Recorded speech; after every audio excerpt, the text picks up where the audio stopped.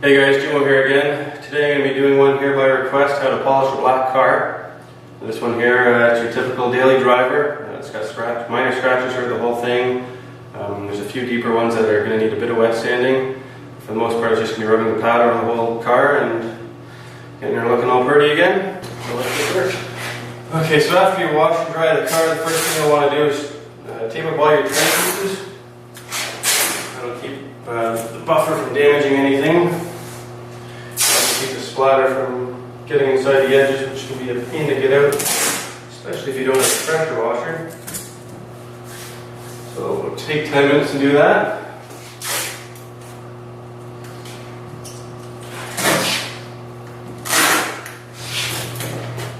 Okay, so we got it all masked up here.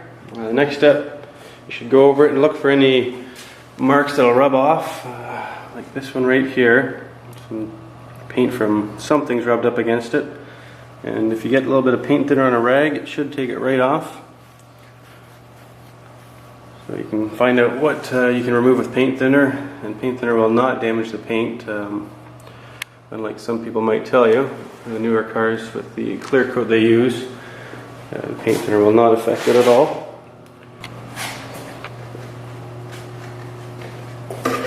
Okay, so nothing really jumped out at me that needed sanding other than this one little scratch on the hood. So what I'm going to do is take some 1500 grit paper here. You can use anything finer than 1200. The finer you use, the less work you're going to need polishing it to bring the shine back after we're done sanding. So we got 1500 here wet. Just going to go over it real lightly here. Shouldn't take very long.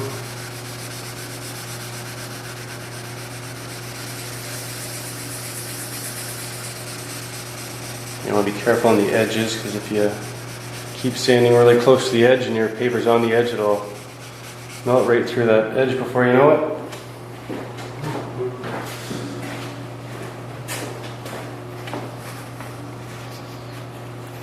I think that's good there.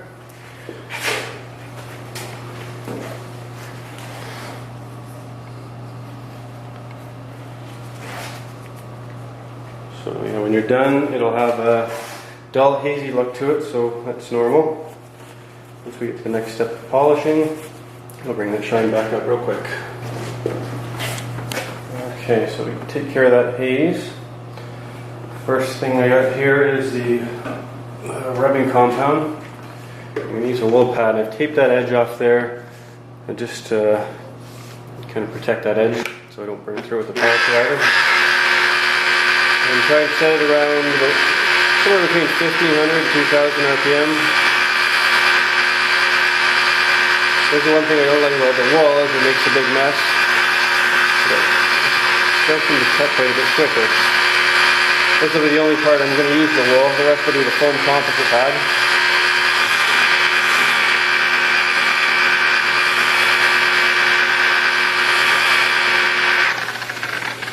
This is a new pad too, so it's a bit messier than one that's been broken in.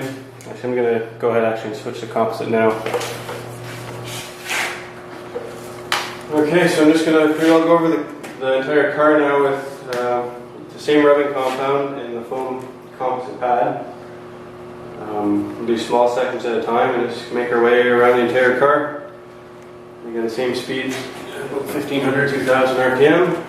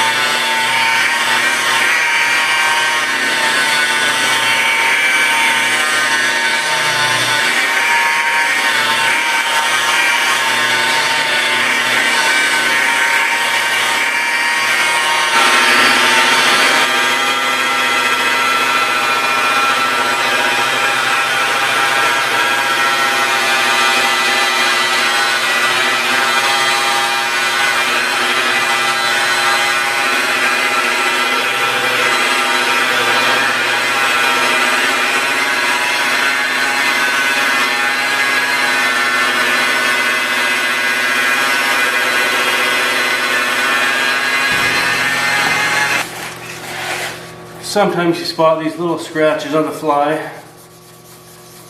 Need a bit more sanding.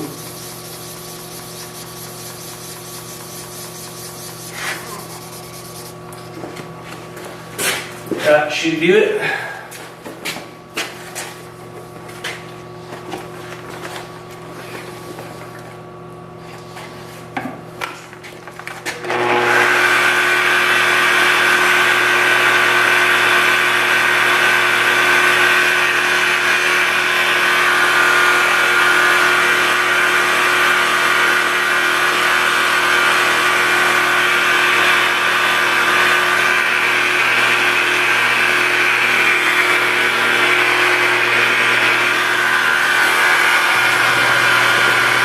Okay, so I went over it now with the rubbing compound. Next thing you want to do is clean it all off. You don't want this compound to cross-contaminate with the next one. The way polishing works is you keep moving to a finer and finer compound, so if there's any of the coarse compound left on it, then you're going to be polishing with that grit. It's not going to do exactly what you want. So if you have any compound that's kind of stuck on there, you use a detailing spray. This one here is 3M Clean and Shine. And just spray that on there and it'll help remove it.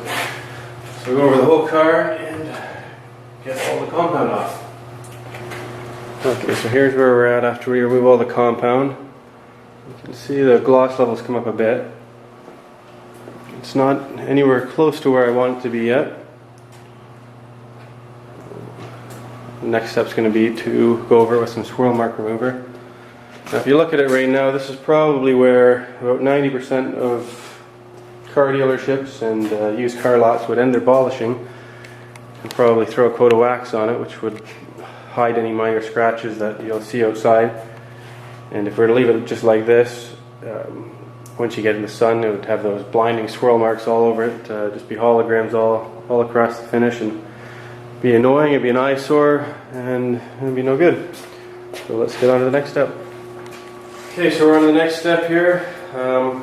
Pretty well doing the same thing, except now we got the black pad, which is a softer pad, and finer compound, the swirl mark remover.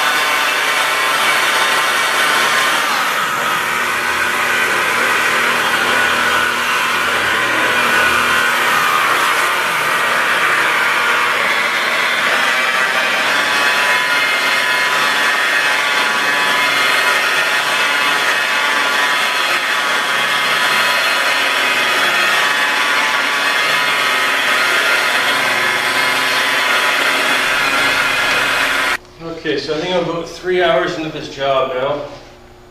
So we went over the whole car with the swirl remover, and it's looking pretty good. The last thing I'm going to do is the ultra fina here, so the blue pad and a very, very fine compound. So again, I'll go over it pretty well the same way as anything else, except this product you need to use wet. So I'll be spraying a bit of water just on the area where I'm polishing. Other than that, no different.